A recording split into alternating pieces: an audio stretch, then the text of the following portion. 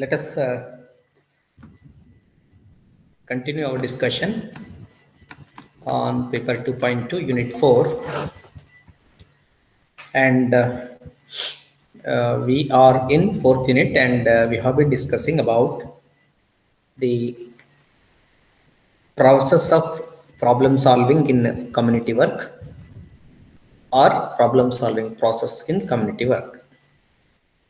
So yesterday we had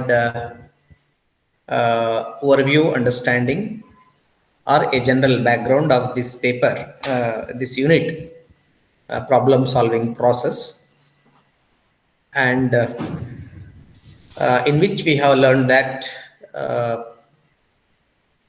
dealing with the community or working with community is something different, and it includes a process. So process is nothing but established procedure or established phases or steps of dealing with community issues and community problems. So after having overall understanding, in the sense a background understanding how uh, it is dealt with community problems, or how attempt is made to solve the community problem in a process. Now let us understand the different steps or phases involved in solving the community a problem one by one. So ನಾವು paper 2.2 unit ನಾಲ್ಕನೇ unit ಅನ್ನ discuss ಮಾಡ್ತಾ ಇದ್ವಿ. So 4ನೇ ಯೂನಿಟಿನ ಒಂದು ಸಾಮಾನ್ಯವಾದಂತಹ ಒಂದು ಪರಿಚಯವನ್ನ, over view ಅನ್ನ, ಸ್ಥೂಲವಾದ ಪರಿಚಯವನ್ನ ಮಾಡಿಕೊಂಡಾದ್ಮೇಲೆ ಈಗ ಸಮುದಾಯ ಸಂಘಟನೆಯಲ್ಲಿ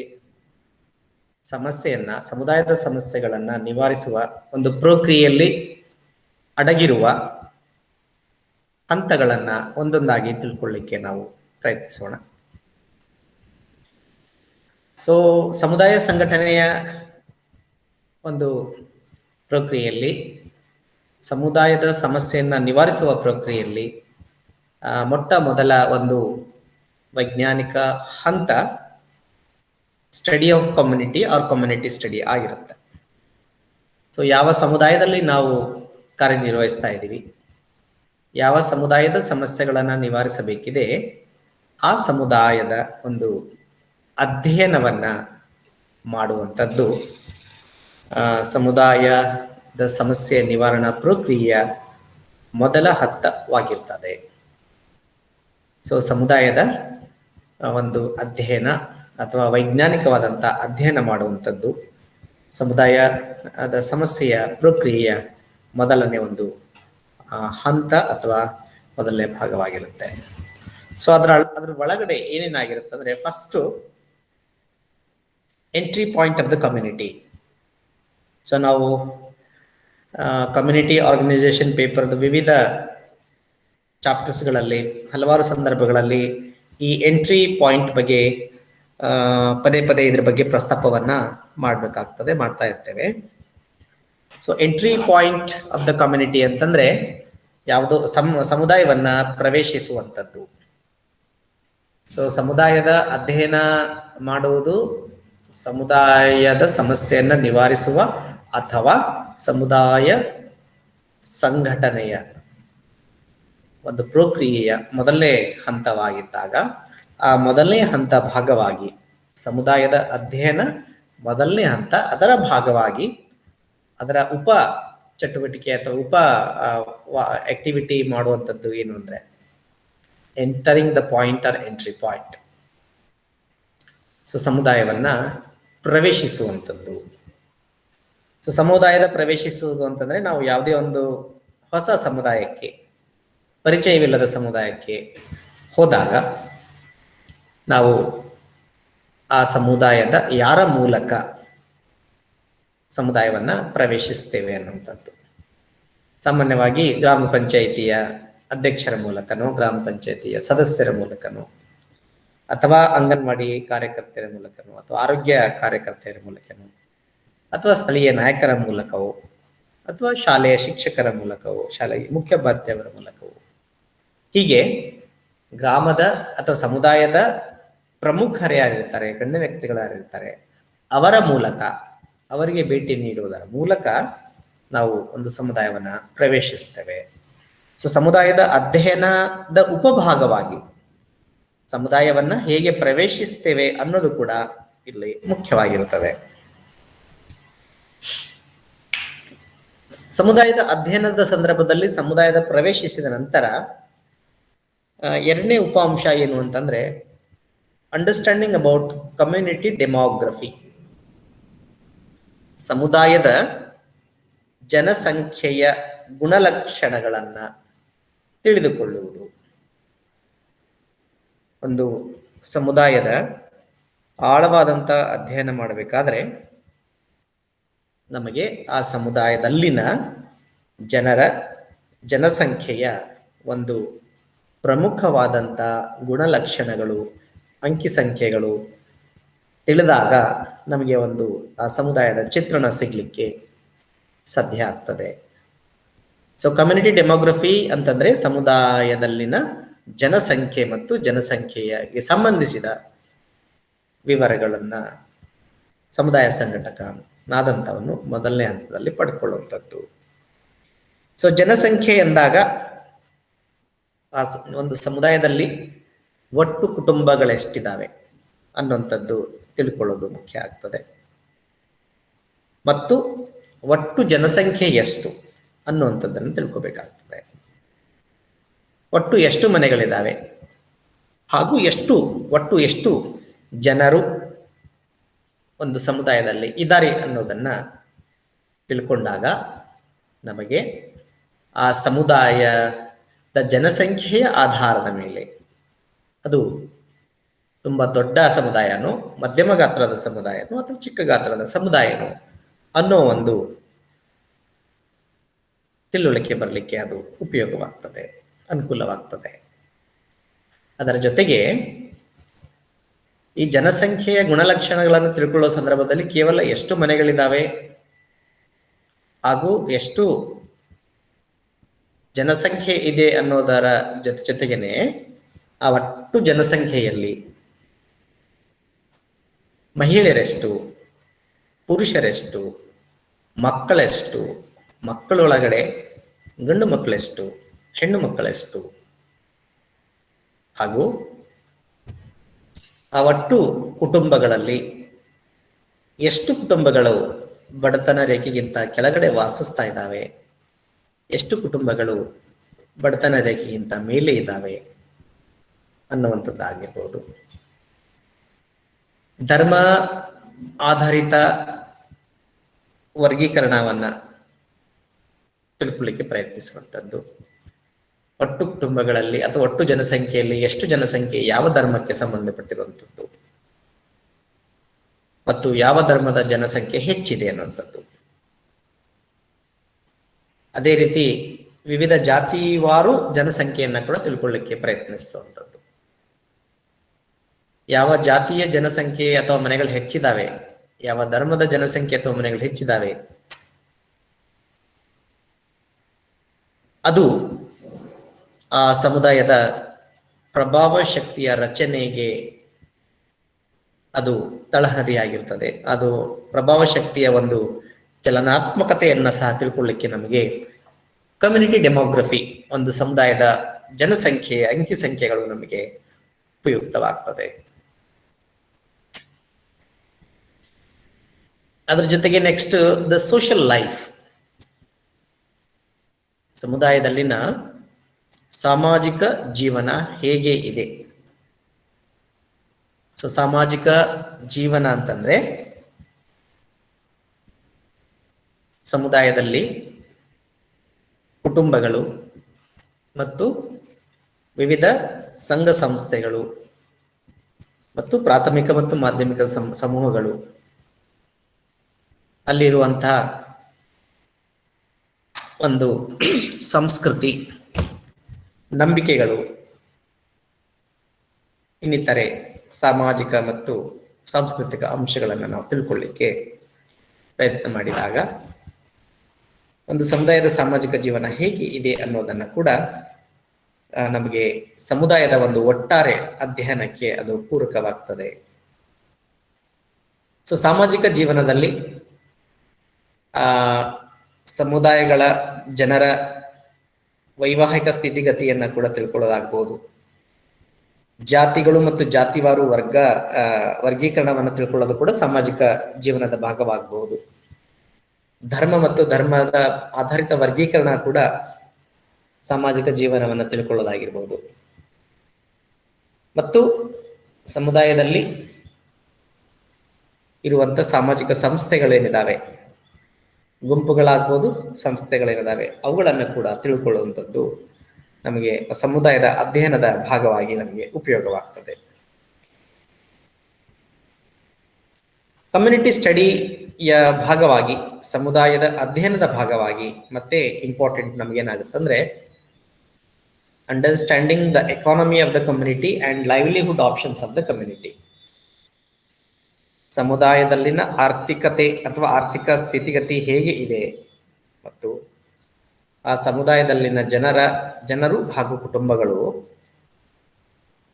ಬದುಕಲು ಏನನ್ನ ಮಾಡ್ತಾ ಇದ್ದಾವೆ ಅಥವಾ ಜೀವನೋಪಾಯವಾಗಿ ಯಾವುದರ ಮೇಲೆ ಅವಲಂಬಿಸಿದ್ದಾರೆ ಅಥವಾ ಯಾವ ಯಾವ ಕೆಲಸಗಳನ್ನ ಮಾಡುವ ಮೂಲಕ ಅವರ ಒಂದು ಕುಟುಂಬದ ಅವಶ್ಯಕತೆಗಳನ್ನ ಈಡೇರಿಸಿಕೊಳ್ತಾ ಇದ್ದಾರೆ ಅನ್ನೋ ಒಂದು ಸ್ಟ್ರಕ್ಚರ್ ಅನ್ನ ಅಥವಾ ಸ್ಥಿತಿಗತಿಯನ್ನ ಸಹ ಸಮುದಾಯದ ಅಧ್ಯಯನದ ಸಂದರ್ಭದಲ್ಲಿ ಸಮುದಾಯ ಸಂಘಟಕನಿಗೆ ಉಪಯೋಗವಾಗ್ತದೆ.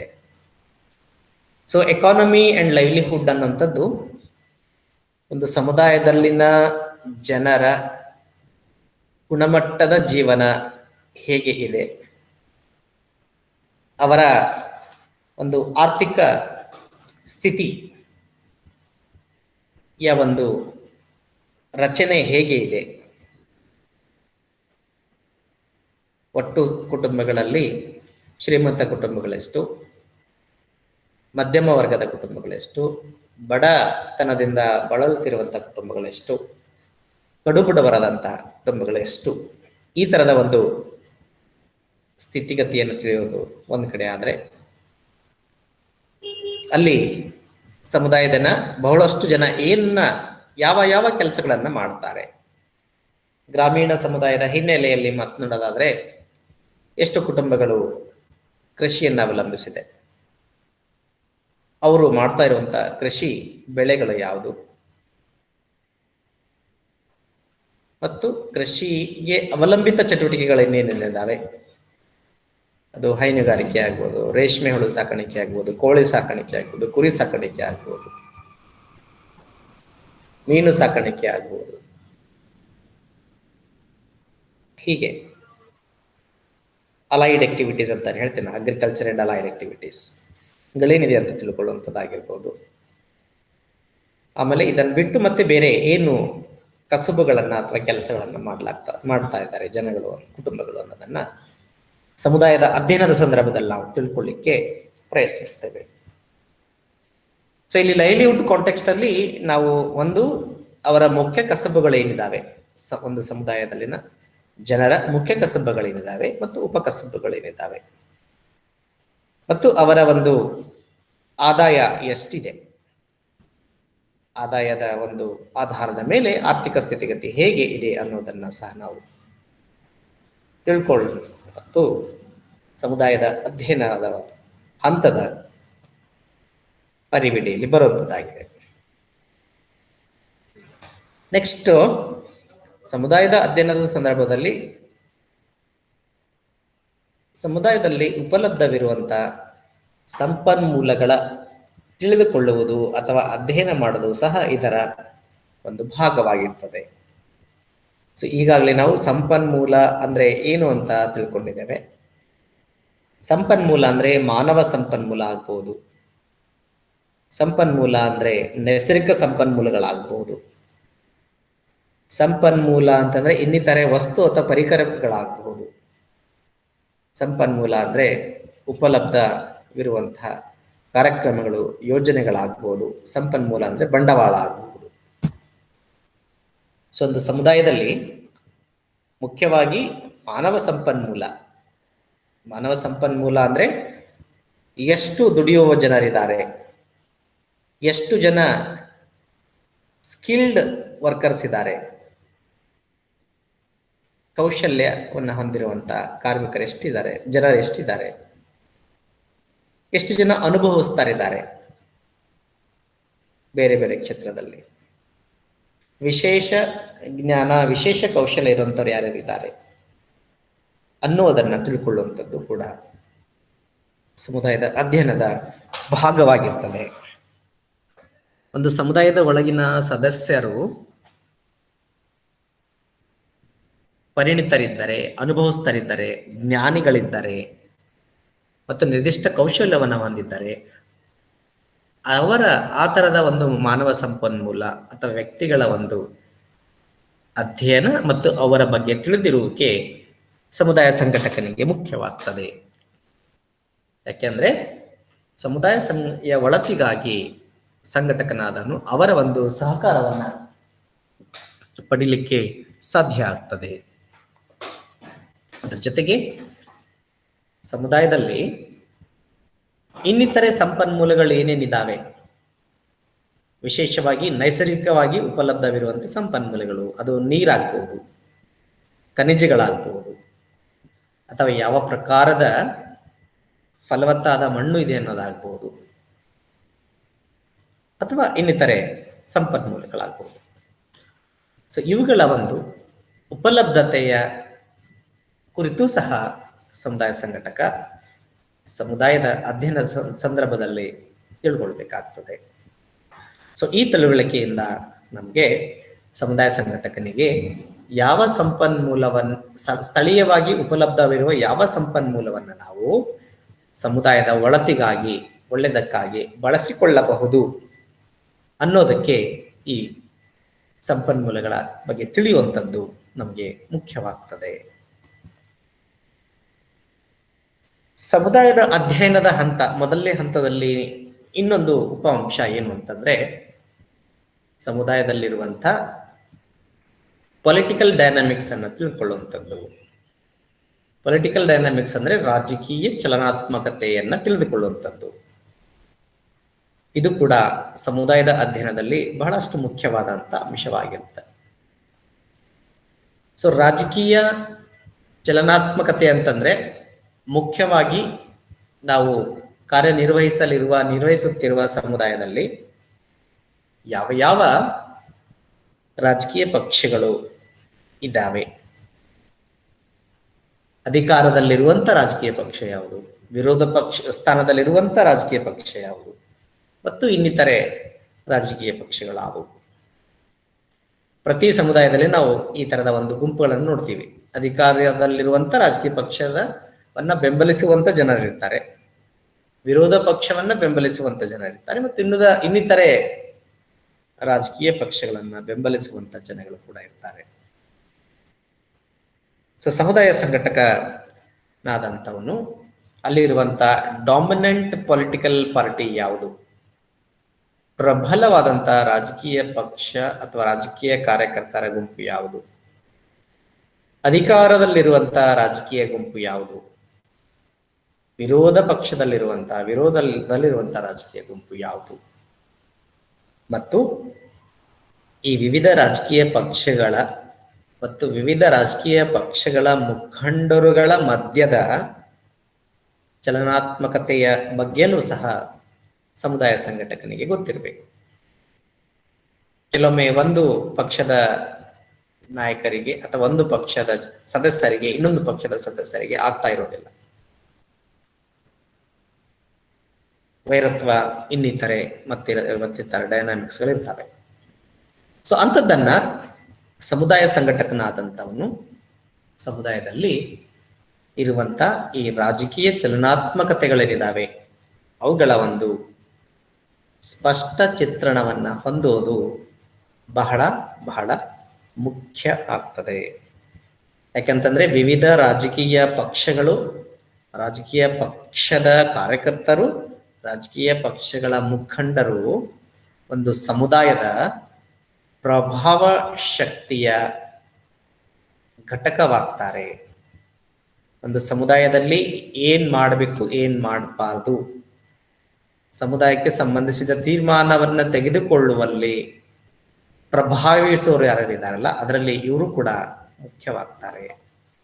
ಆ ಕಾರಣಕ್ಕಾಗಿ ಸಮುದಾಯ ಸಂಘಟಕನಾದಂಥವನು ಯಾವ ಸಮುದಾಯದಲ್ಲಿ ಕಾರ್ಯನಿರ್ವಹಿಸ್ತಾ ಇದ್ದೇವೆ ಆ ಸಮುದಾಯದಲ್ಲಿನ ರಾಜಕೀಯ ಚಲನಾತ್ಮಕತೆಗಳ ಒಂದು ಸ್ಪಷ್ಟವಾದ ಚಿತ್ರಣವನ್ನ ಸಹ ಹೊಂದುವುದು ಮುಖ್ಯವಾಗ್ತದೆ.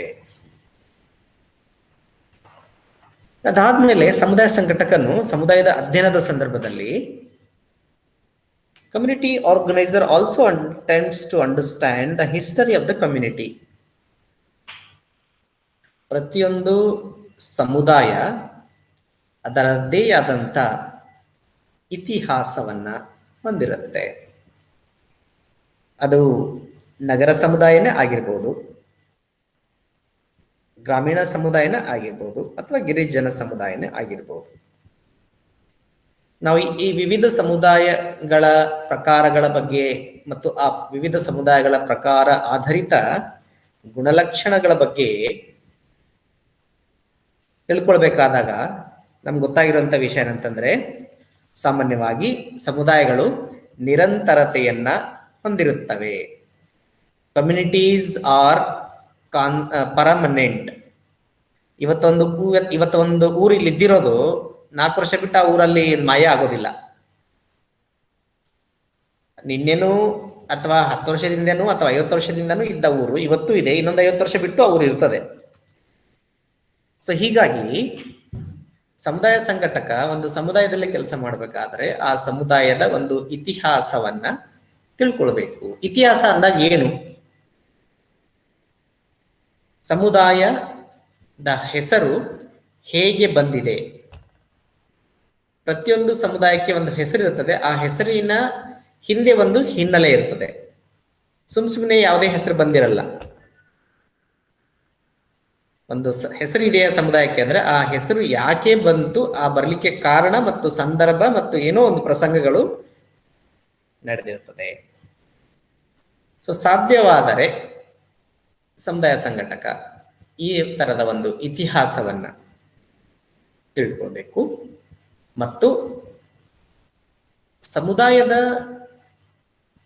ಹಿಂದಿನ ದಶಕಗಳಲ್ಲಿ ಅಥವಾ ಕಳೆದ ಒಂದು ಶತಮಾನದಲ್ಲಿ ಏನೆಲ್ಲ ಪ್ರಮುಖವಾದಂಥ ಆಗು ಹೋಗುಗಳಾಗಿದ್ದಾವೆ ಅನ್ನೋದರ ಒಂದು ಐತಿಹಾಸಿಕ ನೋಟ ಅಥವಾ ಒಂದು ತಿಳುವಳಿಕೆ ಸಮುದಾಯ ಸಂಘಟಕನಿಗೆ ಇದ್ದಾಗ ಸಮುದಾಯ ಸಂಘಟನೆ ಸುಲಭವಾಗಿ ಸರಳವಾಗಿ ಮಾಡಲಿಕ್ಕೆ ಅನುಕೂಲವಾಗ್ತದೆ. ಉದಾಹರಣೆಗೆ, ಕೆಲವೊಂದು ಸಮುದಾಯಗಳಲ್ಲಿ ಐತಿಹಾಸಿಕವಾಗಿ ಕೆಲವೊಂದು ಗಲಭೆಗಳು, ಕೆಲವೊಂದು ಅಹಿತಕರ ಘಟನೆಗಳು ನಡ್ಕೊಂಡು ಬಂದಿರ್ತದೆ. ಯಾವುದೇ ಒಂದು 2 ಕೋಮುಗಳ, 2 ಜಾತಿ ಅಥವಾ ಧರ್ಮಗಳ ಗುಂಪಿನ ಮಧ್ಯೆ ಸಂಘರ್ಷ ಕಳೆದ 100 ವರ್ಷ ಅಥವಾ ಹಲವಾರು ದಶಕಗಳಿಂದ ನಡ್ಕೊಂಡು ಬಂದಿರ್ತದೆ. ಈ ಇತಿಹಾಸ ಸಮುದಾಯ ಸಂಘಟಕ ತಿಳ್ಕೊಂಡಿಲ್ಲ ಅಂತಂದ್ರ ಮುಂದೆ ಸಮುದಾಯ ಸಂಘಟಕ ಮಾಡುವಂತ ಕಾರ್ಯಕ್ರಮಗಳು, ಚಟುವಟಿಕೆಗಳಲ್ಲಿ ಈ ಇತಿಹಾಸದಲ್ಲಿ ನಡೆದ ಒಂದು ಚಲನಾತ್ಮಕತೆಗಳ ಪ್ರಭಾವ ಇದ್ರ ಮೇಲೆ ಬೀಳ್ತದೆ. ನಮ್ಗೆ ಗೊತ್ತಿಲ್ಲ ಅಂತಂದ್ರೆ ನಾವು ಅದರ ಕಾಳಜಿಯನ್ನು ತೆಗೆದುಕೊಳ್ಳೋಕ್ಕಾಗೋದಿಲ್ಲ ಮತ್ತು ಅದು ನಮಗೆ ಸಮಸ್ಯೆಯಾಗಿ ಪರಿಗಣಿಸ್ತದೆ ಅನ್ನುವಂಥದ್ದು. ಕೆಲವೊಂದು ಸಮುದಾಯಗಳಲ್ಲಿ ಐತಿಹಾಸಿಕವಾಗಿ ಒಳ್ಳೆಯ ಘಟನೆಗಳು ಮತ್ತು ಒಳ್ಳೆಯ ಆಚರಣೆಗಳು ನಡ್ಕೊಂಡು ಬಂದಿರ್ತದೆ. ಉದಾಹರಣೆಗೆ, ಕಮ್ಯುನಲ್ ಹಾರ್ಮೋನಿ ಪ್ರಾಕ್ಟೀಸಸ್. ಈ ಒಂದು ಕೋಮು ಮತ್ತು ಇನ್ನೊಂದು ಕೋಮಿನವರು, 2 ಕೋಮಿನವರು ಅಥವಾ 2 ಧರ್ಮದವರು, 2 ಜಾತಿಯವರು ಯಾವುದೇ ತಾರತಮ್ಯ ಇಲ್ಲದೇನೆ ಪರಧರ್ಮ ಸಹಿಷ್ಣುತೆಯನ್ನ ಅನುಸರಿಸಿಕೊಂಡು ಬಂದಿರುವಂತ ಒಳ್ಳೆಯ ಉದಾಹರಣೆ ಇರುವ, ಇತಿಹಾಸ ಇರುವ ಸಮುದಾಯಗಳು ಕೂಡ ಸಿಗ್ತವೆ ನಮಗೆ. ಸೊ ಆ ಥರ ಒಂದು ಸಮುದಾಯದ ಇತಿಹಾಸದಲ್ಲಿ ಜರುಗಿದ ಒಳ್ಳೆಯ ಘಟನೆಗಳು, ಒಳ್ಳೆಯ ಆಚರಣೆಗಳು ಮತ್ತು ಕಹಿ ಘಟನೆಗಳು ಮತ್ತು ಕಹಿ ಆಚರಣೆಗಳ ಒಂದು ತಿಳುವಳಿಕೆ ಸಮುದಾಯ ಸಂಘಟಕನಿಗೆ ಇದ್ದಾಗ ಅದನ್ನಾಧರಿಸಿ ಸಮುದಾಯ ಸಂಘಟಕ ಎಲ್ಲಿ ಕಾಳಜಿ ತೆಗೆದುಕೊಳ್ಬೇಕು ಅಲ್ಲಿ ಕಾಳಜಿಯನ್ನು ತೆಗೆದುಕೊಂಡು ಎಲ್ಲಿ ಡೈನಾಮಿಕ್ಸ್ ಚಲನಾತ್ಮಕತೆಗಳು ಎದುರಾಗಬಹುದು ಅವುಗಳ ಒಂದು ಕಾಳಜಿ ತೆಗೆದುಕೊಂಡು ಪರಿಣಾಮಕಾರಿಯಾಗಿ ಸಮುದಾಯ ಸಂಘಟಕ ಕಾರ್ಯನಿರ್ವಹಿಸಲಿಕ್ಕೆ ಅವನಿಗೆ ಉಪಯೋಗವಾಗ್ತದೆ. ಸೊ ಆ ಕಾರಣಕ್ಕಾಗಿ ಸಮುದಾಯ ಸಂಘಟಕನಾದಂಥವನು ಒಂದು ಸಮುದಾಯದ ಇತಿಹಾಸವನ್ನ ಮತ್ತು ಐತಿಹಾಸಿಕ ಪ್ರಮುಖ ಘಟನೆಗಳನ್ನ, ಸಿಹಿ ಮತ್ತು ಕಹಿ ಘಟನೆಗಳನ್ನ ಕುರಿತು ತಿಳಿದುಕೊಳ್ಳುವುದು ಮುಖ್ಯವಾಗ್ತದೆ. ಅದರ ಜೊತೆಗೆ ಈ ಒಂದು ಹಂತದಲ್ಲಿ, ಸಮುದಾಯದ ಅಧ್ಯಯನದ ಹಂತದಲ್ಲಿ, ಸಮುದಾಯದಲ್ಲಿ ಪ್ರಮುಖವಾಗಿ ಪಕ್ಷಿ ನೋಟದಲ್ಲಿ ಕಂಡುಬರುವಂತ, ಸಾಮಾನ್ಯವಾಗಿ ಕಂಡುಬರುವಂತ ನೀಡ್ಸ್ ಆಫ್ ದ ಡೆವಲಪ್ಮೆಂಟ್, ಅಭಿವೃದ್ಧಿಯ ಅಗತ್ಯಗಳೇನು ಅನ್ನೋದರ ಒಂದು ಸಂಕ್ಷಿಪ್ತ ಪರಿಚಯವನ್ನ ಸಹ ಅಥವಾ ತಿಳುವಳಿಕೆಯನ್ನು ಸಹ ಸಮುದಾಯ ಸಂಘಟಕನಾದಂಥವನು ಈ ಮೊದಲನೆಯ ಹಂತದಲ್ಲಿ, ಸಮುದಾಯದ ಅಧ್ಯಯನದ ಹಂತದಲ್ಲಿನೇ ತಿಳ್ಕೊಳ್ಬೇಕಾಗ್ತದೆ. ನಾವು ಸಮುದಾಯ ಸಂಘಟನೆಯ ತತ್ವಗಳನ್ನ ಚರ್ಚೆ ಮಾಡಬೇಕಾದ್ರಾಗ ಒಂದು ತತ್ವವನ್ನ ಕುರಿತು ತಿಳ್ಕೊಂಡಿದ್ದೇವೆ. ಏನು ಅಂದ್ರೆ ಅತೃಪ್ತಿಯು ಅಭಿವೃದ್ಧಿಯ ಅಡಿಗಲ್ಲು ಅಂತ. ಅತೃಪ್ತಿಯು ಅಭಿವೃದ್ಧಿ ಅಡಿಗಲ್ಲು ಅಂತಂದ್ರೆ ಅಭಿವೃದ್ಧಿ ಆಗ್ಬೇಕು ಅಂದ್ರೆ ಅತೃಪ್ತಿ ಇರಬೇಕು. ಹಾಗೇನೆ ನಾವು ಯಾವ ಸಮುದಾಯದಲ್ಲಿ ಕೆಲಸ ಮಾಡಲಿಕ್ಕೆ ಹೋಗಿದ್ದೇವೆ ಅಲ್ಲಿ ಅತೃಪ್ತಿ ಇದೆಯೋ ಇಲ್ವೋ ಅನ್ನೋದನ್ನು ಪ್ರಾರಂಭದ ಹಂತದಲ್ಲಿ ತಿಳ್ಕೊಳ್ಳೋದು ಬಹಳ ಮುಖ್ಯ. ಅಥವಾ ಅಲ್ಲಿ ಸಮುದಾಯದ ಸಮಸ್ಯೆಗಳು ಇದಾವೋ ಇಲ್ವೋ ಅಂತ ತಿಳ್ಕೊಳ್ಳೋದು ಕೂಡ ಪ್ರಾರಂಭದ ಹಂತದಲ್ಲಿ ಮುಖ್ಯವಾಗ್ತದೆ. ಎಲ್ಲಾ ದೃಷ್ಟಿಯಿಂದ ಅಭಿವೃದ್ಧಿ ಆಗಿರುವಂತಹ ಒಂದು ಸಮುದಾಯಕ್ಕೆ ನಾವೇನಾರ ಹೋದ್ರೆ, ಅಲ್ಲಿ ಅಭಿವೃದ್ಧಿಯ ಯಾವುದೇ ಅಗತ್ಯಗಳಿಲ್ಲ ಅಂತ ಸಮುದಾಯಕ್ಕೆ ನಾವು ಹೋದ್ರೆ, ಈ ಮೊದಲನೆಯ ಸಮುದಾಯ ಸಂಘಟನೆ ಮೊದಲನೇ ಹಂತದಲ್ಲಿ ನಮಗೆ ಗೊತ್ತಾಯ್ತು ಅಂದ್ರೆ ಏನು, ಅಲ್ಲಿ ಯಾವುದೇ ಹಂತ ಪ್ರಮುಖವಾದಂತಹ ಸಮುದಾಯಕ ಸಮಸ್ಯೆಗಳಿಲ್ಲ ಅಂತ ಹೇಳಿ, ಆಗ ಸಮುದಾಯ ಸಂಘಟಕ ತೀರ್ಮಾನಿಸಲಿಕ್ಕೆ ಬರ್ತದೆ ತನ್ನ ಸಮುದಾಯ ಸಂಘಟನೆ ಚಟುವಟಿಕೆಯನ್ನು ಮುಂದುವರಿಸಬೇಕೋ ಅಥವಾ ಸ್ಥಗಿತಗೊಳಿಸಬೇಕೋ ಅಥವಾ ಸ್ಥಗಿತಗೊಳಿಸಿ ಬೇರೆ ಸಮುದಾಯಕ್ಕೆ ಹೋಗ್ಬೇಕು ಅನ್ನುವಂಥದ್ದು. ಸೊ ಆ ಕಾರಣಕ್ಕಾಗಿ ಸಮುದಾಯದ ಅಧ್ಯಯನದ ಸಂದರ್ಭದಲ್ಲಿ ಈ ಸಮುದಾಯದಲ್ಲಿ ಏನಾದರೂ ಒಳ್ಳೆಯ ಬದಲಾವಣೆ ತರಲಿಕ್ಕೆ ಅವಕಾಶ ಇದೆಯಾ, ಒಳ್ಳೆಯ ಬದಲಾವಣೆ ತರುವಂತ ಅಗತ್ಯ ಇದೆಯಾ, ಸಮುದಾಯವನ್ನ ಅಭಿವೃದ್ಧಿಪಡಿಸಲಿಕ್ಕೆ ಕೆಲವೊಂದು ಸಾಮುದಾಯಿಕ ಸಮಸ್ಯೆಗಳಿದಾವ ಅಥವಾ ಅಭಿವೃದ್ಧಿ ಅಗತ್ಯಗಳಿದಾವ ಅನ್ನೋದನ್ನ ಪ್ರಿಲಿಮಿನರಿ ಆಗಿ ಖಚಿತಪಡಿಸಿಕೊಳ್ಳೋದು ಕೂಡ ಮುಖ್ಯವಾಗ್ತದೆ.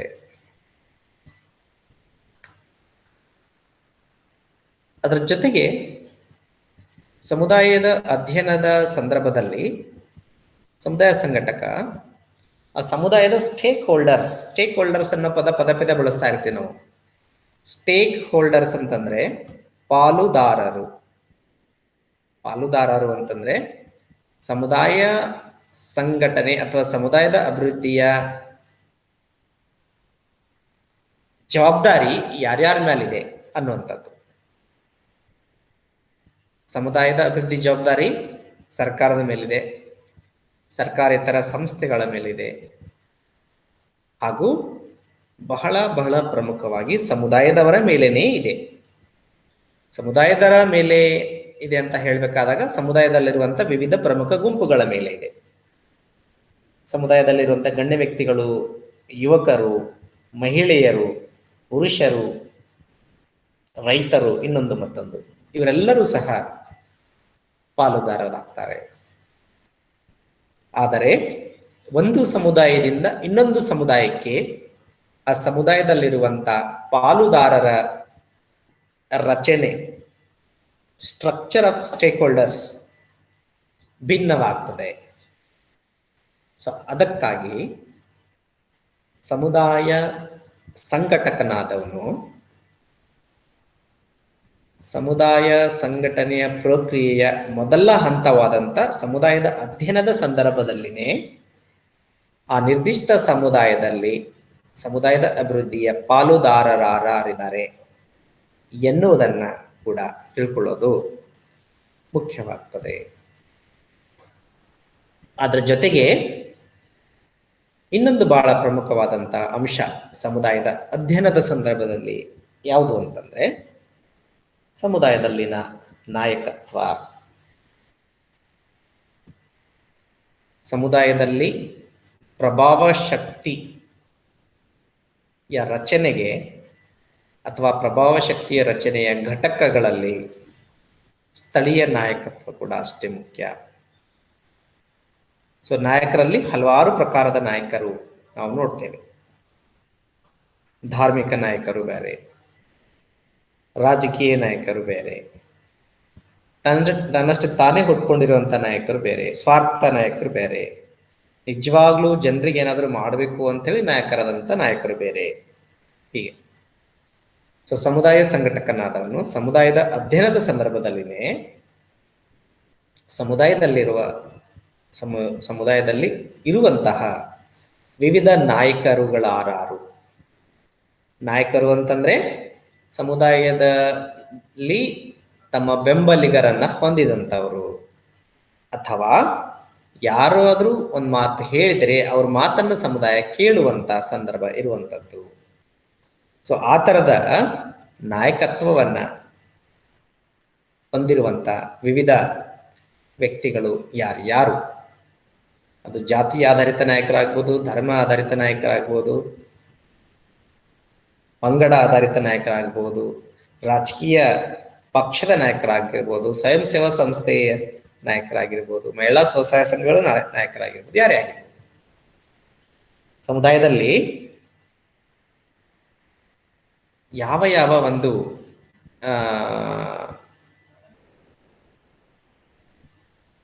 ಕಾಂಟೆಕ್ಸ್ಟ್ ಅಲ್ಲಿ ನಾಯಕರಿದ್ದಾರೆ ಅನ್ನೋದನ್ನ, ಅಥವಾ ನಾಯಕತ್ವದ ಗುಣ ಯಾರ್ಯಾರ ಕಡೆ ಇದೆ ಅನ್ನೋದನ್ನ, ಅಥವಾ ನಾಯಕತ್ವ ಹೇಗೆ ಇದೆ ಅನ್ನೋದನ್ನ ಸಮುದಾಯ ಸಂಘಟಕನಾದನ್ನು ತಿಳ್ಕೋಬೇಕಾಗುತ್ತೆ.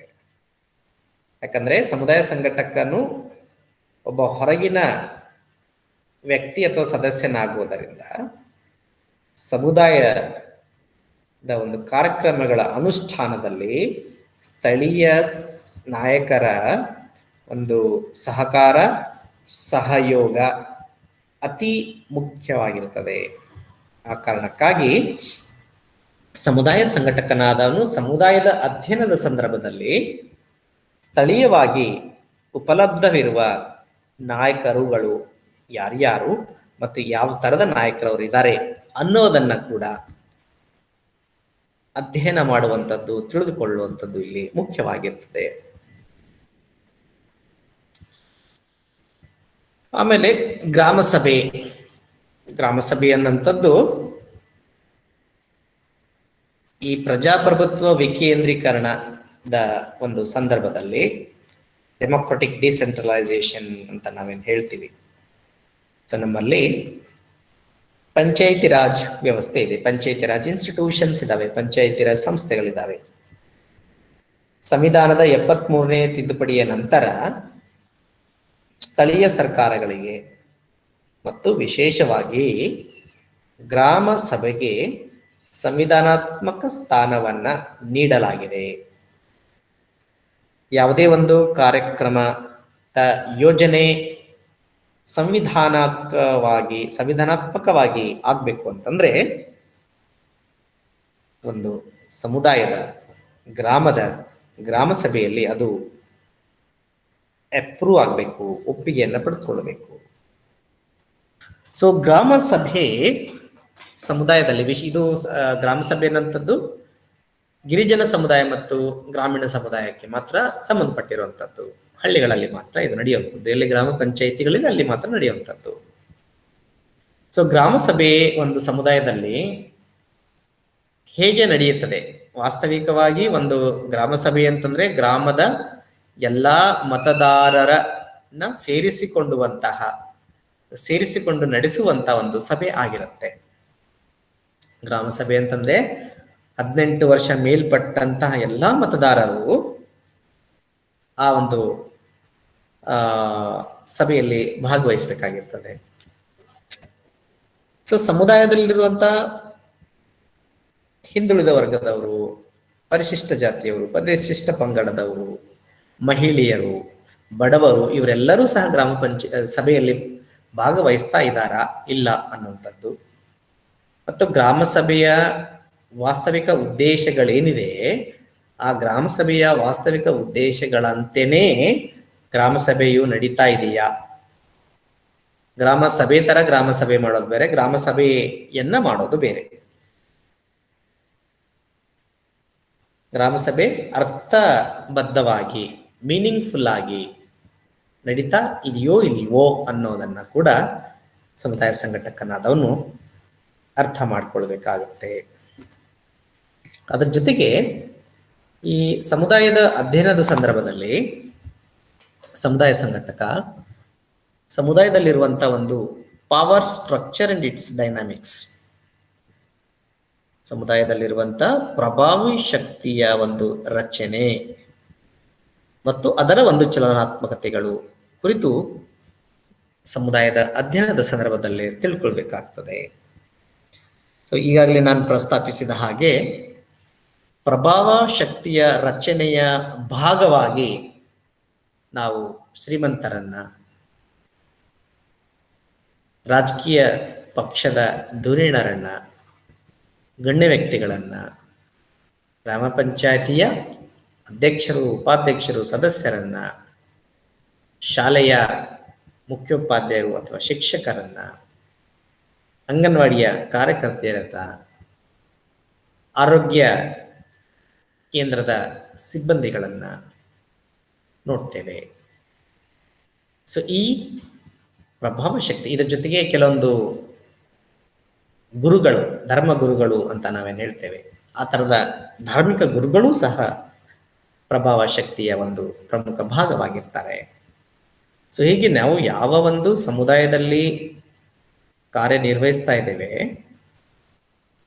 ಆ ಒಂದು ಸಮುದಾಯದ ಒಂದು ಕಾರ್ಯನಿರ್ವಹಿಸುವ ಪ್ರಾರಂಭಿಕ ಹಂತದಲ್ಲಿನೇ, ಸಮುದಾಯವನ್ನ ಅಧ್ಯಯನ ಮಾಡುವಂತ, ಅರ್ಥ ಮಾಡಿಕೊಳ್ಳುವಂತ ಸಂದರ್ಭದಲ್ಲಿನೇ ಆ ಸಮುದಾಯದಲ್ಲಿ ಯಾರು, ಯಾವ ಯಾವ ವ್ಯಕ್ತಿ, ಗುಂಪು ಹಾಗೂ ಸಂಸ್ಥೆಗಳು ಡಾಮಿನೆಂಟ್ ಆಗಿದ್ದಾವೆ, ಪ್ರಭಾವಿಯಾಗಿದ್ದಾವೆ ಮತ್ತು ಅವು ಪ್ರಭಾವ ಶಕ್ತಿಯ ರಚನೆಯ ಭಾಗವಾಗಿದ್ದಾವೆ ಎನ್ನುವುದನ್ನ ತಿಳಿದುಕೊಳ್ಳುವಂಥದ್ದು ಮತ್ತು ಆ ಪ್ರಭಾವ ಶಕ್ತಿ ವ್ಯಕ್ತಿ ಮತ್ತು ಗುಂಪುಗಳ ಒಂದು ಚಲನಾತ್ಮಕತೆಗಳನ್ನ, ಯಾರು ಡಾಮಿನೆಂಟ್ ಆಗಿದ್ದಾರೆ, ಯಾರು ಅಪೋಸಿಷನ್ ಆಗಿದ್ದಾರೆ, ಯಾವ ಪ್ರಭಾವಿ ವ್ಯಕ್ತಿ ಜೊತೆಗೆ ಯಾವ ಪ್ರಭಾವಿ ವ್ಯಕ್ತಿಯ ಸಂಬಂಧ ಚೆನ್ನಾಗಿಲ್ಲ ಅನ್ನುವಂಥದ್ದು, ಈ ಒಳನೋಟಗಳು ಮತ್ತು ಚಲನಾತ್ಮಕತೆಗಳನ್ನ ಸಹ ಸಮುದಾಯ ಸಂಘಟಕನು ಸಮುದಾಯದ ಅಧ್ಯಯನದ ಸಂದರ್ಭದಲ್ಲಿ ತಿಳ್ಕೊಳ್ಬೇಕಾಗ್ತದೆ. ಅದರ ಜೊತೆಗೆ ಒಂದು ಸಮುದಾಯದಲ್ಲಿ ಕಾರ್ಯನಿರ್ವಹಿಸ್ತಾ ಇರುವಂತ ಸಂಸ್ಥೆಗಳು ಯಾವುವು, ವಿಶೇಷವಾಗಿ ಸರ್ಕಾರಿ ಸಂಸ್ಥೆಗಳು. ಸಮುದಾಯ ಸಂಘಟಕ ಒಂದು ಸಮುದಾಯವನ್ನ ಪ್ರವೇಶಿಸಿದಾನ ಅಂತಂದ್ರೆ ಆ ಸಮುದಾಯದಲ್ಲಿ ಯಾವ ಯಾವ ಸಂಸ್ಥೆಗಳು ಕಾರ್ಯನಿರ್ವಹಿಸ್ತಾ ಇದ್ದಾವೆ ಎನ್ನುವುದನ್ನು ಸಹ ತಿಳಿದುಕೊಳ್ಳುವುದು ಸಮುದಾಯ ಸಂಘಟಕನಿಗೆ ಮುಖ್ಯವಾಗ್ತದೆ. ಸಾಮಾನ್ಯವಾಗಿ ನಾವು ಗ್ರಾಮೀಣ ಸಮುದಾಯಗಳನ್ನು ನೋಡೋದಾದರೆ ಗ್ರಾಮ ಪಂಚಾಯಿತಿ ಒಂದು ಸಂಸ್ಥೆ, ಶಾಲೆ ಒಂದು ಸಂಸ್ಥೆ, ಅಂಗನವಾಡಿ ಕೇಂದ್ರ ಒಂದು ಸಂಸ್ಥೆ, ಆರೋಗ್ಯ ಕೇಂದ್ರ ಒಂದು ಸಂಸ್ಥೆ, ಡೈರಿ ಕೇಂದ್ರ ಒಂದು ಸಂಸ್ಥೆ, ಕೋಆಪರೇಟಿವ್ ಸೊಸೈಟಿ ಒಂದು ಸಂಸ್ಥೆ, ಪಶು ಆಸ್ಪತ್ರೆ ಒಂದು ಸಂಸ್ಥೆ, ಹೀಗೆ ವಿವಿಧ ಪ್ರಕಾರದ ಸಂಘ ಮತ್ತು ಸಂಸ್ಥೆಗಳು, ವಿಶೇಷವಾಗಿ ಸರ್ಕಾರಿ ಸಂಸ್ಥೆಗಳು ಮತ್ತು ಸರ್ಕಾರದಿಂದ ಅನುದಾನ ಪಡೆದುಕೊಂಡಿರುವಂಥ ಸಂಸ್ಥೆಗಳು ಸಮುದಾಯದಲ್ಲಿ ಕಾರ್ಯನಿರ್ವಹಿಸ್ತಾ ಇರ್ತವೆ. ಸಮುದಾಯ ಸಂಘಟಕನಾದವನು ಈ ಎಲ್ಲ ಸಂಸ್ಥೆಗಳ ಪರಿಚಯವನ್ನ ತಿಳ್ಕೊಳ್ಬೇಕಾಗುತ್ತೆ. ಯಾಕಂದ್ರೆ ಒಂದು ಸಮುದಾಯದ ಅಭಿವೃದ್ಧಿಯ ಜವಾಬ್ದಾರಿ ಮುಖ್ಯವಾಗಿ ಈ ಎಲ್ಲಾ ಸಂಸ್ಥೆಗಳ ಮೇಲೆ ಇರುತ್ತದೆ. ಶಾಲೆ ಒಳ್ಳೆ ಗುಣಮಟ್ಟದ ಸೇವೆಯನ್ನು ನೀಡುವಂಥದ್ದು, ಆರೋಗ್ಯ ಕೇಂದ್ರ ಗುಣಮಟ್ಟದ ಆರೋಗ್ಯ ಸೇವೆಯನ್ನು ನೀಡುವಂಥದ್ದು, ಗ್ರಾಮ ಪಂಚಾಯಿತಿ ಸಮುದಾಯದ ಗ್ರಾಮೀಣ ಅಥವಾ ಹಳ್ಳಿಯ ಸರ್ವಾಂಗೀಣ ಅಭಿವೃದ್ಧಿಯನ್ನು ಮಾಡುವ ಜವಾಬ್ದಾರಿ ಹೊಂದಿರುವಂಥದ್ದು, ಪಶು ಆಸ್ಪತ್ರೆ ಸಮುದಾಯದಲ್ಲಿರುವಂಥ ವಿವಿಧ ಜಾನುವಾರುಗಳು ಪಶುಗಳಿಗೆ ಆರೋಗ್ಯವನ್ನು ಕಾಪಾಡುವಂಥದ್ದು. ಹೀಗೆ ಪ್ರತಿಯೊಂದು ಸಂಘ ಸಂಸ್ಥೆಗಳು ಸಮುದಾಯದಲ್ಲಿ ಕಾರ್ಯನಿರ್ವಹಿಸುವುದು, ಇವೆಲ್ಲವೂ ಸಹ ಅಭಿವೃದ್ಧಿಯ ಪ್ರಾಥಮಿಕ ಪಾಲುದಾರರಾಗಿರುತ್ತಾರೆ. So the different institutions, particularly the government institutions functioning in the community, are the primary stakeholders of community development initiatives. ಇವರೆಲ್ಲರೂ ಸಹ ಎಲ್ಲ ಸಂಸ್ಥೆಗಳು ಅಥವಾ ಸಂಸ್ಥೆಗಳ ಮುಖ್ಯಸ್ಥರು ಸಮುದಾಯದ ಅಭಿವೃದ್ಧಿಯ ಪ್ರಾಥಮಿಕ ಪಾಲುದಾರರಾಗಿರ್ತಾರೆ. ಸೊ ಹೀಗಾಗಿ ಸಮುದಾಯ ಸಂಘಟಕನಾದಂಥವನು ಈ ಎಲ್ಲ ಬೇರೆ ಬೇರೆ ಸಂಸ್ಥೆಗಳ ಒಂದು ಚಿತ್ರಣವನ್ನ ಅವನು ಹೊಂದಿರಬೇಕು.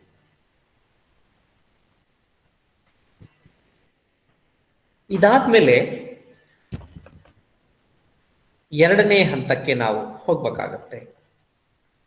ಸೊ ಸಮುದಾಯ ಸಂಘಟನೆಯ ಪ್ರಕ್ರಿಯೆ ಅಥವಾ ಸಮುದಾಯದ ಸಮಸ್ಯೆಯನ್ನು ನಿವಾರಿಸುವ ಪ್ರಕ್ರಿಯೆ ಬಗ್ಗೆ ನಾವು ಮಾತಾಡ್ತಾ ಇದ್ದೇವೆ.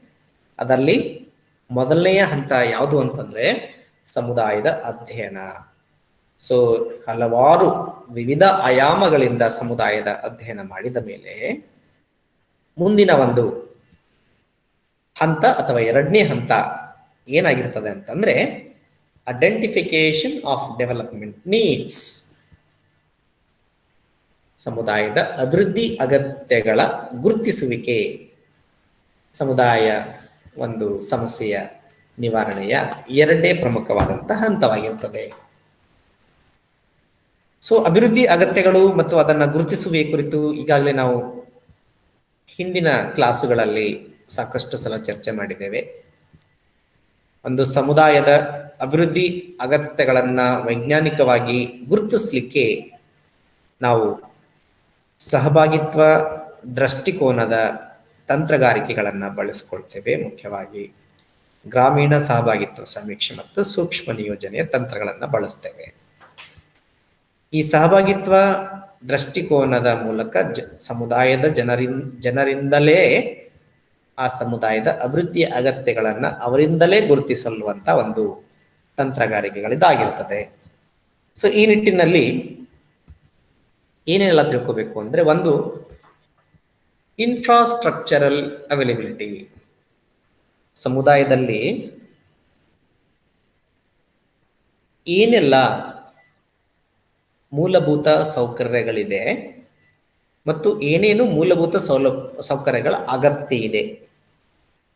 ಸೊ ಸಾರ್ವಜನಿಕವಾಗಿ ಉಪಯೋಗವಾಗುವಂತ ಮೂಲಭೂತ ಸೌಕರ್ಯಗಳು. ಬಸ್ ಸ್ಟ್ಯಾಂಡ್ ಇದೆಯಾ? ಸಮುದಾಯದ ಭವನ ಇದೆಯಾ? ಆಟದ ಮೈದಾನ ಇದೆಯಾ? ಹೀಗೆ ಸಮುದಾಯಿಕವಾಗಿ ಎಲ್ಲರೂ ಬಳಸುವಂತಹ ಸಾಮಾನ್ಯವಾಗಿ ಉಪಯೋಗವಾಗುವಂತಹ ಪ್ರಮುಖವಾದಂತಹ ಕಟ್ಟಡಗಳು ಅಥವಾ ಮೂಲಭೂತ ಸೌಕರ್ಯಗಳು ಇದೆಯೋ ಇಲ್ವೋ ಅನ್ನೋದನ್ನ ಕುರಿತು ಈ ಐಡೆಂಟಿಫಿಕೇಶನ್ ಆಫ್ ಡೆವಲಪ್ಮೆಂಟ್ ನೀಡ್ಸ್ ಅಲ್ಲಿ ತಿಳ್ಕೊಳ್ಳಿಕ್ಕೆ ಪ್ರಯತ್ನ ಮಾಡುವಂಥದ್ದು. ಎರಡನೇದು ಆರೋಗ್ಯದ ದೃಷ್ಟಿಯಿಂದ ಸಮುದಾಯದಲ್ಲಿ ಆರೋಗ್ಯ ಕೇಂದ್ರ ಇದೆಯಾ? ಆರೋಗ್ಯ ಕೇಂದ್ರ ಇದ್ದರೆ ಅಲ್ಲಿ ವೈದ್ಯರು ಮತ್ತು ಇನ್ನಿತರೆ ಸಿಬ್ಬಂದಿಗಳು ಇದ್ದಾರಾ? ಇದ್ದರೆ ಅವರು ಚೆನ್ನಾಗಿ ಕಾರ್ಯನಿರ್ವಹಿಸ್ತಾ ಇದ್ದಾರಾ? ಔಷಧಿಗಳ ಮತ್ತು ಇನ್ನಿತರ ಸೌಲಭ್ಯಗಳ ಉಪಲಬ್ಧಿ ಇದೆಯಾ? ಇವೆಲ್ಲ ಅಂಶಗಳನ್ನೊಳಗೊಂಡಂತೆ ಸಮುದಾಯದ ಜನರಿಗೆ ಗುಣಮಟ್ಟದ ಆರೋಗ್ಯ ಸೇವೆ ದೊರಕುವ ದೃಷ್ಟಿಯಿಂದ ಏನೆಲ್ಲ ಬೇಕು, ಆ ಅಗತ್ಯಗಳು ಇದೆಯೋ ಇಲ್ವೋ, ಇದ್ರೆ ಏನಿದೆ, ಎಷ್ಟರ ಮಟ್ಟಿಗಿದೆ ಅನ್ನೋದನ್ನ ಸಹ ನಾವು ಈ ಎರಡನೇ ಹಂತದಲ್ಲಿ ತಿಳ್ಕೊಳ್ಳಿಕ್ಕೆ ಪ್ರಯತ್ನಿಸುವಂಥದ್ದು. ಸ್ಯಾನಿಟೇಷನ್. ಸ್ಯಾನಿಟೇಷನ್ ಅಂತಂದ್ರೆ providing the sanitary practices, providing the individual toilets, community toilets, having the drainages and all that, soap pits. ಒಂದು ಸಮುದಾಯದಲ್ಲಿ ಶೌಚಾಲಯದ ವ್ಯವಸ್ಥೆ ಪ್ರತಿಯೊಂದು ಮನೆಗೆ ಇರಬೇಕು. ಯಾವ ಮನೆಗಳಿಲ್ಲ ಅಂತ ಮನೆಗಳಿಗೆ ಒಂದು ಸಾಮುದಾಯಿಕ ಶೌಚಾಲಯ ಇರಬೇಕು. ಮತ್ತು ಪ್ರತಿ ಮನೆಯಿಂದ ವೇಸ್ಟ್ ಆಗಿರೋ ನೀರು, ಬಚ್ಚಲು ನೀರನ್ನ ರಸ್ತೆ ಮೇಲೆ ಬಿಡದೆ ಅವುಗಳ ಒಂದು ಒಳಚರಂಡಿಯ ವ್ಯವಸ್ಥೆಯನ್ನು ಕಲ್ಪಿಸುವಂಥದ್ದು. ಹೀಗೆ ಸ್ಯಾನಿಟೇಷನ್ಗೆ ಸಂಬಂಧಪಟ್ಟಂತೆ ಏನಾದರೂ ಅಭಿವೃದ್ಧಿ ಅಗತ್ಯಗಳಿದಾವ? ಎಲ್ಲ ಕುಟುಂಬಗಳು, ಒಟ್ಟು ಕುಟುಂಬಗಳೆಷ್ಟು ಮತ್ತು ಎಲ್ಲ ಕುಟುಂಬಗಳಿಗೆ ಶೌಚಾಲಯದ ವ್ಯವಸ್ಥೆ ಇದೆಯಾ? ಇಲ್ಲ ಅಂದ್ರೆ ಅದು ಅಭಿವೃದ್ಧಿಯ ಅಗತ್ಯವಾಗುವಂಥದ್ದು. ಸಮುದಾಯದ ಪ್ರಮುಖ ರಸ್ತೆಗಳ ಪಕ್ಕದಲ್ಲಿ ಒಳಚರಂಡಿ ವ್ಯವಸ್ಥೆ ಇದೆಯಾ? ಪ್ರತಿಯೊಂದು ಮನೆಯಿಂದ ಬಚ್ಚಲು ನೀರು ಒಳಚರಂಡಿಯನ್ನ ಪ್ರವೇಶಿಸ್ತಾ ಇದೆಯಾ ಅಥವಾ ರಸ್ತೆಯ ಮೇಲೆ ಅದನ್ನು ಬಿಡ್ಲಾಗ್ತಾ ಇದೆಯಾ ಅನ್ನುವಂಥದ್ದನ್ನ ತಿಳ್ಕೊಳ್ಳಿಕ್ಕೆ ಇರುವಂತಹ ಒಂದು ವಿಷಯ. ಎರಡನೇದು, 4ನೇ ಪಾಯಿಂಟು, ಅವೈಲಬಿಲಿಟಿ ಆಫ್ ವಾಟರ್. ಪ್ರತಿಯೊಬ್ಬರಿಗೂ ನೀರು ಮುಖ್ಯ. ಒಂದು ಶುದ್ಧ ಕುಡಿಯುವ ನೀರು, ಇನ್ನೊಂದು ನಮ್ಮ ದಿನಬಳಕೆಗೆ ಬಳಸುವಂತ ನೀರು. ಸೊ ಶುದ್ಧವಾದಂಥ ಕುಡಿಯುವ ನೀರು ಸಮುದಾಯಗಳಲ್ಲಿ ಜನಗಳಿಗೆ ಸಿಕ್ಕಾಗ ಹಲವಾರು ಕಾಯಿಲೆಗಳಿಂದ ಅವರನ್ನು ಉಳಿಸಬಹುದು. ಸಾಮಾನ್ಯವಾಗಿ ಹರಡುವ ಸಾಂಕ್ರಾಮಿಕ ಕಾಯಿಲೆಗಳಲ್ಲಿ ಬಹುತೇಕ ಸಾಂಕ್ರಾಮಿಕ ಕಾಯಿಲೆಗಳು ಹರಡೋದು ಯಾಕೆ ಅಂತಂದ್ರೆ ಶುದ್ಧವಾದಂಥ ಕುಡಿಯುವ ನೀರು ಇಲ್ಲದಿರುವಿಕೆ ಅಥವಾ ನೀರಿನ ಶುದ್ಧೀಕರಣವಾಗದೇ ಇರುವುದಕ್ಕೆ. ಸೊ ಹೀಗಾಗಿ ನೀರಿನ ಒಂದು ಉಪಲಬ್ಧತೆ ಬಹಳ ಮುಖ್ಯವಾಗ್ತದೆ. ಸೊ ಎರಡನೇದು, ದಿನಬಳಕೆಗೆ ಸಮರ್ಪಕವಾದ ನೀರು ಇಲ್ಲದಿದ್ದಾಗಲೂ ಸಹ ಶುಚಿತ್ವವನ್ನ ಕಾಪಾಡಲಿಕ್ಕೆ ಸಾಧ್ಯ ಆಗೋದಿಲ್ಲ. ಕೆಲವೊಂದು ಗ್ರಾಮಗಳಲ್ಲಿ ನೋಡ್ತೇವೆ ನಾವು, ಬಹಳಷ್ಟು ನೀರಿನ ಸಮಸ್ಯೆ ಇರ್ತದೆ. ನೀರಿನ ಕೊರತೆ ಇದ್ದಾಗ ನೀರಿನ ಬಳಕೆ ಕಡಿಮೆ ಆಗ್ತದೆ. ನೀರಿನ ಬಳಕೆ ಕಡಿಮೆಯಾದಾಗ ಸ್ವಚ್ಛತೆಯನ್ನ ಕಾಪಾಡೋದು ಕಷ್ಟವಾಗ್ತದೆ. ಹೀಗೆ ದಿನನಿತ್ಯದ ಬಳಕೆಗೆ ಸಮರ್ಪಕವಾದ ನೀರಿನ ಉಪಲಬ್ಧತೆ ಮತ್ತು ಶುದ್ಧವಾದಂಥ ಕುಡಿಯುವ ನೀರಿನ ಉಪಲಬ್ಧತೆ ಇವೆರಡೂ ಸಹ ನೇರವಾಗಿ ಶುಚಿತ್ವಕ್ಕೆ ಮತ್ತು ಆರೋಗ್ಯಕ್ಕೆ ಸಂಬಂಧಪಟ್ಟಂತ ವಿಷಯಗಳಾಗಿರುತ್ತದೆ. ಸಮರ್ಪಕವಾದ ಶುದ್ಧವಾದ ಕುಡಿಯುವ ನೀರು ಇಲ್ಲ ಅಂದಾಗಲೂ ಸಹ ಆರೋಗ್ಯದ ಸಮಸ್ಯೆಗಳು ಉಲ್ಬಣಗೊಳ್ಳುತ್ತವೆ. ದಿನಬಳಕೆಗೆ ಸಮರ್ಪಕವಾದಂಥ ನೀರಿನ ಉಪಲಬ್ಧತೆ ಇಲ್ಲಂದಾಗೂ ಸಹ ಆರೋಗ್ಯದ ಸಮಸ್ಯೆಗಳು ಉಲ್ಬಣಗೊಳ್ಳುತ್ತವೆ. ಸೊ ಇವು ಏನಾದರೂ ಅಭಿವೃದ್ಧಿ ಅಗತ್ಯಗಳಿದಾವ ಅನ್ನೋದನ್ನ ಕೂಡ ತಿಳ್ಕೊಳ್ಳಿಕ್ಕೆ ಈ ಎರಡನೇ ಹಂತದಲ್ಲಿ ಪ್ರಯತ್ನಿಸುವಂಥದ್ದು. ಅದಾದ್ಮೇಲೆ ಹೌಸಿಂಗ್ ಅನ್ನೋಂಥದ್ದು ಸಮುದಾಯದಲ್ಲಿರುವಂಥ ಎಲ್ಲ ಕುಟುಂಬಗಳಿಗೆ ಮನೆಯ ಅಥವಾ ವಸತಿಯ ಸೌಲಭ್ಯ ಇದೆಯಾ? ಕೇವಲ ವಸತಿಯ ಸೌಲಭ್ಯವಿದ್ದರೆ ಸಾಕಾಗೋದಿಲ್ಲ. ವಸತಿಯೊಂದಿಗೆ ಸಮರ್ಪಕವಾದಂಥ ಗಾಳಿ, ಬೆಳಕು, ಸ್ವಚ್ಛತೆ, ಕುಡಿಯುವ ನೀರು, ಶೌಚಾಲಯ ಇವೆಲ್ಲವೂ ಸಹ ಬೇಕಾಗ್ತದೆ. ಸೊ ವಸತಿ ಅನ್ನುವಂಥದ್ದು ಒಂದು ಮೂಲಭೂತ ಸೌಲಭ್ಯಗಳಲ್ಲಿ ಒಂದಾಗಿರುವಂಥದ್ದು. ಹೀಗಾಗಿ ನಾವು ಯಾವುದೇ ಒಂದು ಸಮುದಾಯದಲ್ಲಿ ಏನಾದರೂ ಒಂದು ಬದಲಾವಣೆ ತರಬೇಕು, ಕೆಲಸ ಮಾಡಬೇಕು ಅಥವಾ ಏನೋ ಒಂದು ಸೌಲಭ್ಯ ಕೊಡಬೇಕು ಅಂದಾಗ ಮೊಟ್ಟ ಮೊದಲು ನಾವು ಆದ್ಯತೆಯನ್ನು ನೀಡಬೇಕಾಗಿರೋದು ಮೂಲಭೂತ ಸೌಲಭ್ಯಗಳಿಗೆ. ಮೊದಲು ಸಮುದಾಯದ ಜನರಿಗೆ ಮೂಲಭೂತ ಸೌಲಭ್ಯಗಳನ್ನು ಒದಗಿಸುವಂಥದ್ದು, ಅವರು ಬದುಕಲಿಕ್ಕೆ 2 ಹೊತ್ತು ಊಟ ಸಿಗುವಂಥದ್ದು, ವಸತಿ ಸಿಗುವಂಥದ್ದು, ನೀರು ಸಿಗುವಂಥದ್ದು, ಶೌಚಾಲಯದ ವ್ಯವಸ್ಥೆ ಆಗುವಂಥದ್ದು, ಶಿಕ್ಷಣದ ವ್ಯವಸ್ಥೆ ಆಗುವಂಥದ್ದು, ಇವುಗಳೆಲ್ಲವೂ ಸಹ ಮೂಲಭೂತ ಸೌಲಭ್ಯಗಳಾಗಿ ನಾವು ಪರಿಗಣಿಸ್ತೇವೆ. ಸೊ ಇವುಗಳ ಕೊರತೆ ಇದೆಯಾ ಇಲ್ವೋ ಅನ್ನೋದನ್ನ ಸಹ ತಿಳ್ಕೊಳ್ಳುವಂಥದ್ದು ಸಮುದಾಯ ಸಂಘಟನೆಯ ಪ್ರಕ್ರಿಯೆಯ ಎರಡನೇ ಹಂತದಲ್ಲಿ ತಿಳ್ಕೊಳ್ಳಿಕ್ಕೆ ನಾವು ಪ್ರಯತ್ನಿಸ್ತೇವೆ. ಇನ್ನೊಂದು ಸ್ಕೂಲ್, ಶಾಲೆಯು ಒಂದು ಸಮುದಾಯದ ಶಿಕ್ಷಣದ ಸ್ಥಿತಿಯ ಮೇಲೆ ಪ್ರಭಾವಿಸ್ತದೆ. ಯಾವ ಸಮುದಾಯದಲ್ಲಿ ಶಾಲೆ ಇದೆ ಅಲ್ಲಿ ಶಿಕ್ಷಣ ಮಟ್ಟ ಸುಧಾರಿಸಲಿಕ್ಕೆ ಅದು ಪೂರಕವಾಗ್ತದೆ. ಶಾಲೆ ಇಲ್ಲ ಅಂತಂದ್ರೆ ಅಲ್ಲಿಂದ ಹೊರಗಡೆ ಕಲೀಲಿಕ್ಕೆ ಹೋಗೋರು ಇರಬಹುದು, ಆದರೆ ಶಾಲೆ ಇಲ್ಲ ಅನ್ನೋ ಕಾರಣಕ್ಕಾಗಿ ಅನಕ್ಷರಸ್ಥರು ಕಂಡು ಬರೋದು ಸಹಜವಾಗಿರ್ತದೆ. ಸೊ ಶಿಕ್ಷಣ ಅನ್ನುವಂಥದ್ದು ಅಭಿವೃದ್ಧಿಗೆ ಪೂರಕವಾದಂಥದ್ದು. ಎಲ್ಲಿ ಶಿಕ್ಷಣ ಸಿಗುತ್ತೋ ಅಲ್ಲಿ ಜನಗಳು ಜಾಗೃತರಾಗ್ತಾರೆ. ಜನಗಳು ಶಿಕ್ಷಣ ಪಡೆದುಕೊಂಡಿರೋ ಕಾರಣಕ್ಕಾಗಿ ಸಂಘಟಿತ ವಲಯದಲ್ಲಿ ಉದ್ಯೋಗಗಳನ್ನು ಪಡ್ಕೊಳ್ಳಿಕ್ಕೆ ಸಾಧ್ಯವಾಗುತ್ತೆ, ಸರ್ಕಾರಿ ಉದ್ಯೋಗಗಳನ್ನು ಪಡ್ಕೊಳ್ಳಿಕ್ಕೆ ಸಾಧ್ಯವಾಗ್ತದೆ. ಸೊ ಹೀಗಾಗಿ ಶಿಕ್ಷಣ ಅನ್ನುವಂಥದ್ದು ಕೂಡ ಒಂದು ಬಹಳ ಪ್ರಮುಖವಾದಂಥ ಅಭಿವೃದ್ಧಿಯ ಅಗತ್ಯ. ಶಿಕ್ಷಣಕ್ಕಾಗಿ ಶಾಲೆಗಳನ್ನು ಅಥವಾ ಶಿಕ್ಷಣ ಸಂಸ್ಥೆಗಳನ್ನು ಒದಗಿಸುವಂಥದ್ದು ಒಂದು ಅಭಿವೃದ್ಧಿ ಅಗತ್ಯವಾಗಿ ನಾವು ಸಮುದಾಯಗಳಲ್ಲಿ ಪರಿಗಣಿಸ್ತೇವೆ. ಟ್ರಾನ್ಸ್ಪೋರ್ಟೇಷನ್, ಅಭಿವೃದ್ಧಿ ಅಗತ್ಯಗಳಲ್ಲಿ ಸಾರಿಗೆ ಅನ್ನುವಂಥದ್ದು ಕೂಡ ಅಷ್ಟೇ ಮುಖ್ಯ. ಸಾರಿಗೆ ವ್ಯವಸ್ಥೆ ಇದ್ದಾಗ ವಿವಿಧ ಸೌಲಭ್ಯಗಳನ್ನು ಪಡ್ಕೊಳ್ಳಿಕ್ಕೆ ಮತ್ತು ಆರ್ಥಿಕ, ಕೃಷಿ ಮತ್ತು ವಾಣಿಜ್ಯ ಚಟುವಟಿಕೆಗಳಿಗೆ ಒಂದು ಚುರುಕು ಮುಟ್ಟಿಸ್ಲಿಕ್ಕೆ ಅಥವಾ ಅದನ್ನು ಅಭಿವೃದ್ಧಿಪಡಿಸಲಿಕ್ಕೆ ಸಾರಿಗೆ ವ್ಯವಸ್ಥೆ ನಮಗೆ ಮುಖ್ಯವಾಗ್ತದೆ. ಸೊ ಎಲ್ಲಿ ಸಾರಿಗೆ ವ್ಯವಸ್ಥೆ ಚೆನ್ನಾಗಿದೆಯೋ ಅಲ್ಲಿ ಬೇಗ ಆ ಒಂದು ಸಮುದಾಯಗಳು ಅಭಿವೃದ್ಧಿ ಹೊಂದ್ತವೆ ಅನ್ನುವಂಥದ್ದು. ಉದಾಹರಣೆಗೆ ನೀವು ಕೆಲವೊಂದು ನಗರಗಳನ್ನು ನೋಡಬಹುದು. ಯಾವ ನಗರಗಳಿಗೆ ರಸ್ತೆ ಸಂಪರ್ಕ ಇದೆಯೋ, ರೈಲ್ವೆ ಸಂಪರ್ಕವಿದೆಯೋ ಮತ್ತು ವಿಮಾನ ನಿಲ್ದಾಣ ಇದೆಯೋ ಆ ನಗರಗಳು ಬಹಳ ಬೇಗ ಬೆಳೀತವೆ. ಯಾವ ನಗರಗಳಿಗೆ ಇವುಗಳ ಕೊರತೆ ಇದೆಯೋ, ರಸ್ತೆ ಸಂಪರ್ಕ ಸಾಮಾನ್ಯವಾಗಿ ಇದ್ದೇ ಇರುತ್ತೆ, ಆದರೆ ರೈಲ್ವೆ ಮತ್ತು ಏರೋಡ್ರಮ್ ಅಥವಾ ಏರ್ಪೋರ್ಟ್ ಇಲ್ಲದೆ ಇರುವಂಥ ನಗರಗಳು ಬೇಗ ಬೆಳೆಯುವುದಿಲ್ಲ. ಹಾಗೆ ಒಂದು ಗ್ರಾಮನೂ ಅಭಿವೃದ್ಧಿ ಆಗಬೇಕು ಅಂತಂದ್ರೆ ಕನಿಷ್ಠ ಆ ಗ್ರಾಮಕ್ಕೆ ರಸ್ತೆ ಸಂಪರ್ಕವನ್ನಂಥದ್ದು ಬೇಕಾಗ್ತದೆ. ಹಾಗಾಗಿ ಅದನ್ನು ನಾವು ಒಂದು ಅಭಿವೃದ್ಧಿಯ ಅಗತ್ಯಗಳಲ್ಲಿ ಒಂದಾಗಿ ಅದನ್ನ ಪರಿಗಣಿಸ್ತೇವೆ. ಆಮೇಲೆ ರೋಡ್,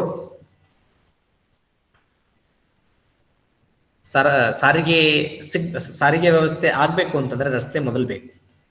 ರಸ್ತೆ ಇಲ್ದೇನೆ ಬಸ್ಗಳನ್ನ ಓಡಿಸಕ್ಕಾಗೋದಿಲ್ಲ, ಅಥವಾ ಟ್ರೈನ್ ಟ್ರ್ಯಾಕ್ ಇಲ್ದೇನೆ ಟ್ರೈನ್ಸ್ ಓಡಿಸಕ್ಕಾಗೋದಿಲ್ಲ, ಅಥವಾ ಏರ್ಪೋರ್ಟ್ ಇಲ್ದೇನೆ ನಾವು ಏರೋಪ್ಲೇನ್ಸ್ ಅನ್ನ ಓಡಿಸಕ್ಕಾಗೋದಿಲ್ಲ. ಹಾಗೆ ರಸ್ತೆಯ ಒಂದು ಉಪಲಬ್ಧತೆ ಸಮುದಾಯಗಳಿಗೆ ಬಹಳ ಮುಖ್ಯವಾಗ್ತದೆ.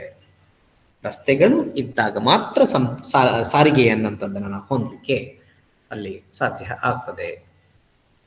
ಅದ್ರ ಜೊತೆಗೆ ಲೈವ್ಲಿಹುಡ್ ಅಪಾರ್ಚುನಿಟೀಸ್, ಸಮುದಾಯಗಳಲ್ಲಿ ದುಡಿಯುವ ಜನಗಳೆಷ್ಟು, ಆ ದುಡಿಯುವ ಜನಗಳಿಗೆಲ್ಲರಿಗೂ ಸಹ ಉದ್ಯೋಗ ಇದೆಯಾ, ದುಡಿಯುವ ಎಲ್ಲಾ ಕೈಗಳಿಗೂ ಕೆಲಸ ಇದೆಯಾ.